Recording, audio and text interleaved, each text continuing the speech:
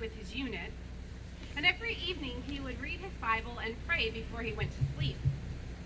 And the soldier across the aisle from him always made fun of him, always insulted him, just gave him such a hard time. Every night when he would get ready to pray and have time with God before he went to bed. One night, a pair of muddy combat boots came flying across the aisle and hit that Christian young man. The next morning, the soldier who threw the boots found his boots at the foot of his bed, cleaned and polished and ready for inspection. This Christian returned blessing for insult, and as a result, several soldiers in this company became Christians because of his actions. The soldier was living out the instructions Peter gives in our text today. When people insult you, bless them. When people bring suffering in your life, love them. Live out the mission of God wherever you go. And so this morning we're continuing in the book of 1 Peter, this wonderful little book that's full of messages of hope.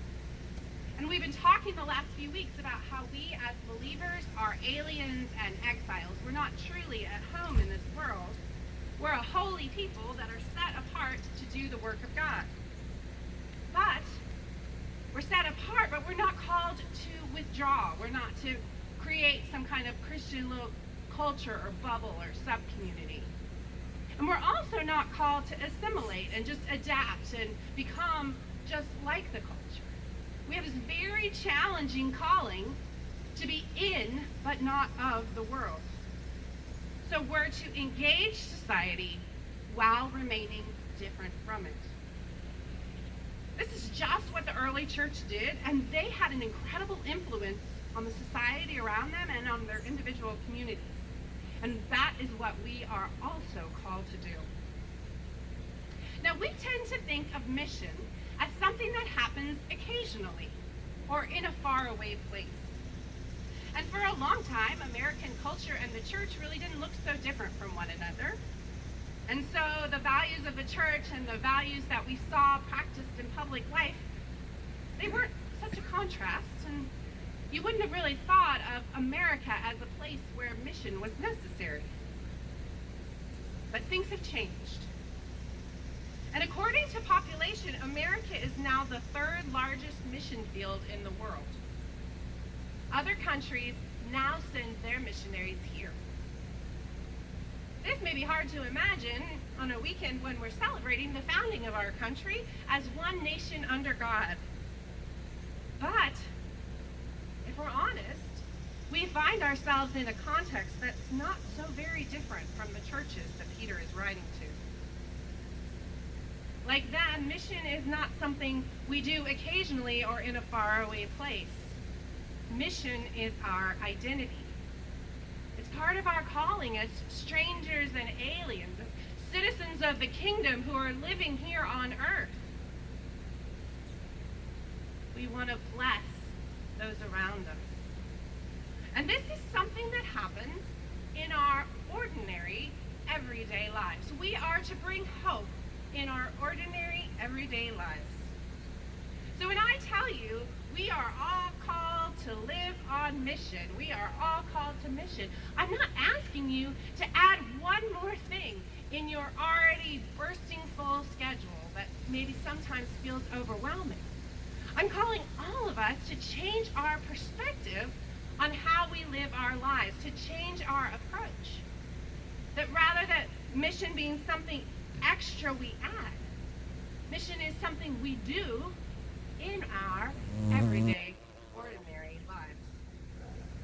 So Peter gives some very practical instruction on how to live out this calling, how to live out God's mission in our public life, in our work life, and in our home life. So first he talks about our public life, and if you look at chapter 2, verses 13 to 17, you'll see what he says here.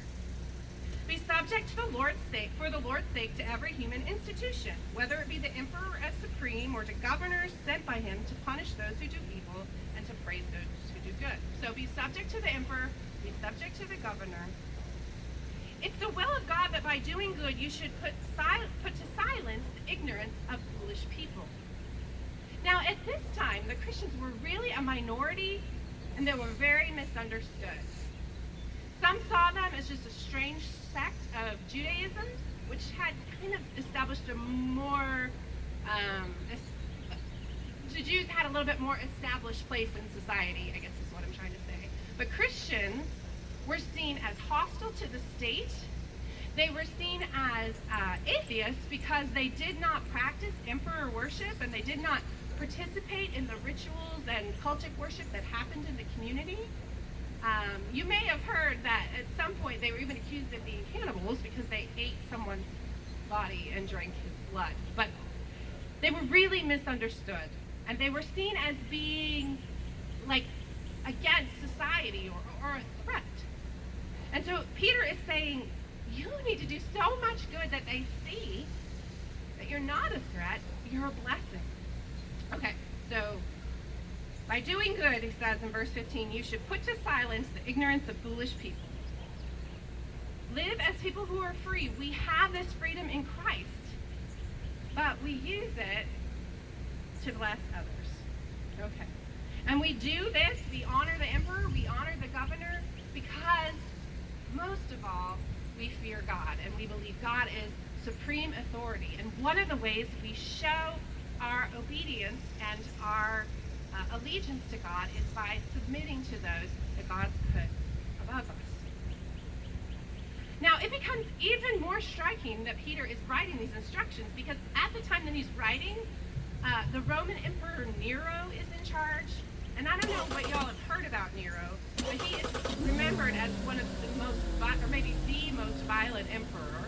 He is said to have set the city of Rome on fire just so he could blame the Christians and then throw them to the lions and use them as torches.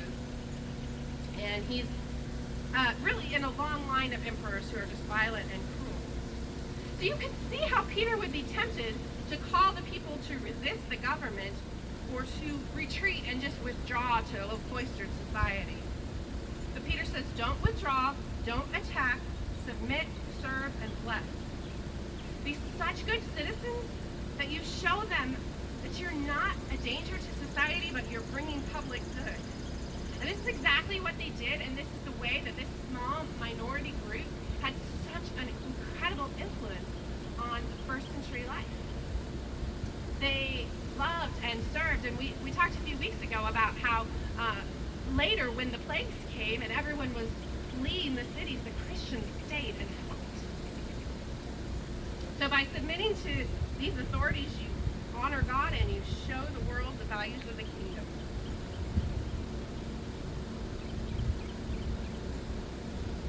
There's a story about a mom who was tired of struggling with her strong-willed 3-year-old Thomas. I think we might be able to relate to this. And so she looked him in the eye and she asked him a question that she felt sure would bring him in line. Thomas, who is in charge here? Not missing a beat, her Sunday school born and bred toddler replied, Jesus is. Well, Thomas has a point, but Jesus said, listen to your mother and your father. Whenever we think that those in authority are being unjust, we have to understand that the way that we approach that must be with respect, must be with honor, must be with love. Doesn't mean that we don't challenge the status quo. Christians have been doing that throughout history, and they brought about so much of the social change that's happened and so much of the social good. But as Martin Luther King Jr. said, we don't just do that according to the way the world operates, but according to kingdom values. We always obey Christian principles. We always honor God first. Even as we seek change, we do it in a way that represents the kingdom and the values of the kingdom. So Christians are supposed to live differently in public life. We're to be engaged in public life, and we're to be doing life in such a way that people say, who are these people, and what's so different about them? The next way that we're supposed to engage is in our work life. We see this in chapter 2, verses 18 to 25. this needs a little bit of interpretation because the translation that Kent read says servant. Some of your translations may read slaves there, beginning in verse 18. This is different than the chattel slavery that we had here in America that was race-based. This is more like indentured servitude or something where either because of the family's poverty or maybe an individual situation, people have basically sold themselves into servitude and are trying to pay off the debt. And it was a very common part of Roman society. I'm not saying it was good or that these slaves were treated well, as we see in our text. I'm just saying it was a little bit different because often these slaves were educated people, lawyers and doctors and, not lawyers, but doctors and business people. And they were sort of like the middle managers, I understand, of the Greco-Roman world. So I think as we think about this part of the passage, what would be most comparable for all of us is how do we act in our workplace with our boss or our supervisor? How do we act? How do we behave as employees?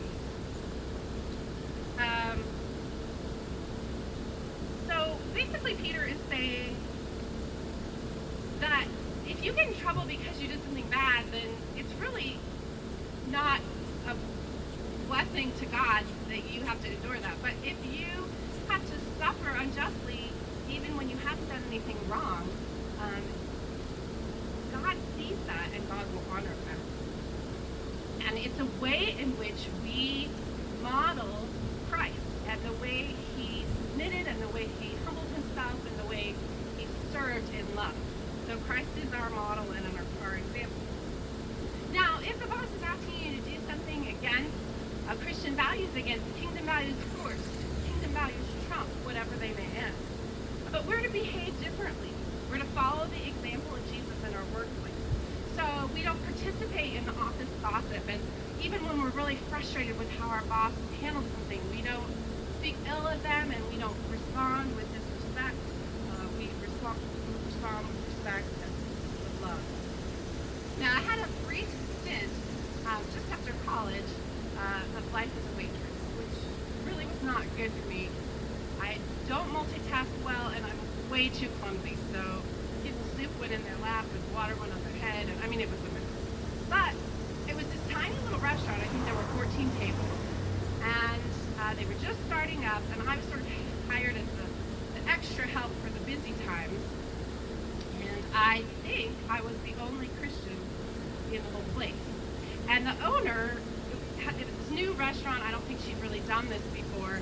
And I also think, looking back, that she was a woman of a certain age who was going through a lot of hormonal changes in her life, because she was just angry all the time. She was so angry, and she was always yelling. And I just remember being so afraid of her. But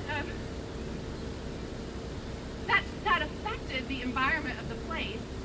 And I mean, I was a Christian. I just graduated from college with a degree in communications and a minor in religion, and I knew I loved Jesus and I wanted to love these people. But I wish that I had then the vision that I have now of the fact that that little restaurant was a mission field, that I was on mission in that place. That not only was I a Christian who was trying to live with kindness, but that actually I was a representative of the kingdom of God in that place. And then I think I would have prayed for my coworkers.